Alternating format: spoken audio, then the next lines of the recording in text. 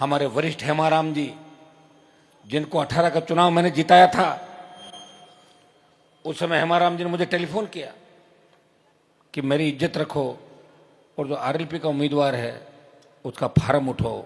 मैं बायतू के अंदर सभा करने गया और मैंने कहा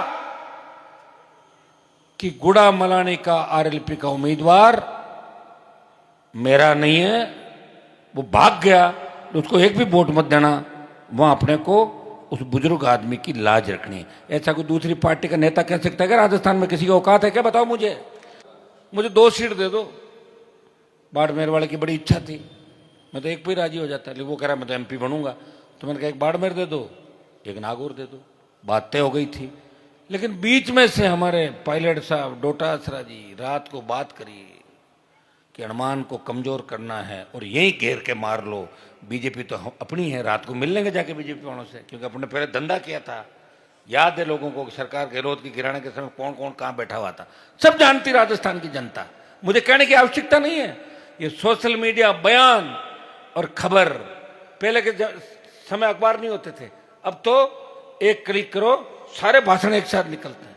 मानेसर कांड मुझे याद है किस तरह भारतीय जनता पार्टी के नेताओं के इशारे पर हुआ।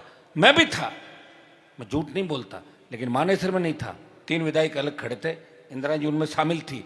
हमने झगड़ा था, इसलिए बीजेपी के साथ हम मिले कि अगर कांग्रेस की सरकार गिरे हम वोट देंगे, 3 वोट सरकार के खिलाफ हम डालेंगे। हम मानेसर के अंदर उससे नहीं गए थे, समझ रहे हो तुम लोग, वो अलग कांड था मानेसर का। भाई लोकसभा चुनाव में पायलट डोटासरा जी, हमारे वरिष्ठ हेमाराम जी, जिनको 18 का चुनाव मैंने जिताया था, उस समय हेमाराम जी ने मुझे टेलीफोन किया कि मेरी इज्जत रखो और जो आरएलपी का उम्मीदवार है उसका फार्म उठाओ। मैंने कहा हेमाराम जी आप हमेशा किसान कौम की बात करते हो, मैंने बच्चों को कहा जो अपना उम्मीदवार उसको पकड़ो, वो भाग गया, हाथ नहीं आया फार्म भर के। तो मैंने कहा मैं क्या करूं, ये राजू साथी था। तो मैं बायतू के अंदर सभा करने गया और मैंने कहा कि गुड़ा मलानी का आरएलपी का उम्मीदवार मेरा नहीं है, वो भाग गया, तो उसको एक भी वोट मत देना। वहां अपने को उस बुजुर्ग आदमी की लाज रखनी है। ऐसा कोई दूसरी पार्टी का नेता कह सकता है कि राजस्थान में किसी का औकात है क्या? बताओ मुझे। मैं आज मंच पे देख रहा हूं कई लोग आना चाहते थे,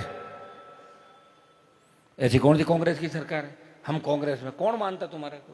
कांग्रेस तो 4 भागों में बंटी हुई है, कांग्रेस गहलोत, कांग्रेस पायलट, कांग्रेस जूली और कांग्रेस डोटासरा। 1 2 3 4 कांग्रेस।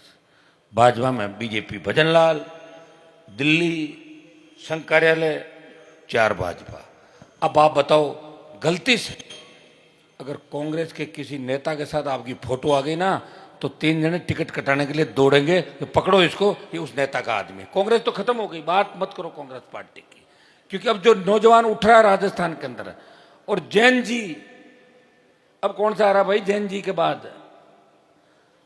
नेपाल और इस वर्ल्ड के 10 देशों के अंदर नौजवानों ने यह कहा कि सत्ता पे कब्जा कर लो, चलो सत्ता हमारी है।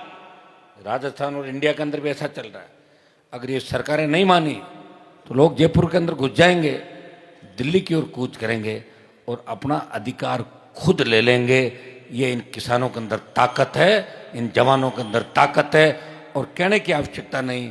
हमारा इतिहास ये बताता है कि भगत सिंह जी जैसे, सुखदेव राजगुरु जैसे लोग, वीर तेजाजी महाराज जैसे लोग, गुरु गोविंद सिंह जैसे लोग, राम साहब पीर जैसे लोग समय समय पर इस समाज को सुधारने के लिए, इस देश को जब आवश्यकता पड़ी, मंगल पांडे, तांत्या टोपे, झांसी की रानी लक्ष्मीबाई, महिला शक्ति भी कमजोर नहीं थी हमारी कभी, उन लोगों ने हंसते हंसते फांसी के फंदे को चूम लिया और भारत माता को आजाद कराया, गुलामी की बेड़ियों से मुक्त कराया। उनके परिवार को राज नहीं मिला, राज मिला था जवाहरलाल नेहरू को, और मजे ले रहे राहुल जी, राजीव गांधी जी, इंदिरा जी जो प्रधानमंत्री बने। कोई किसान का बेटा वहां नहीं बना, बने थे हमारे चौधरी देवीलाल जी, जिनको प्रधानमंत्री बना रहे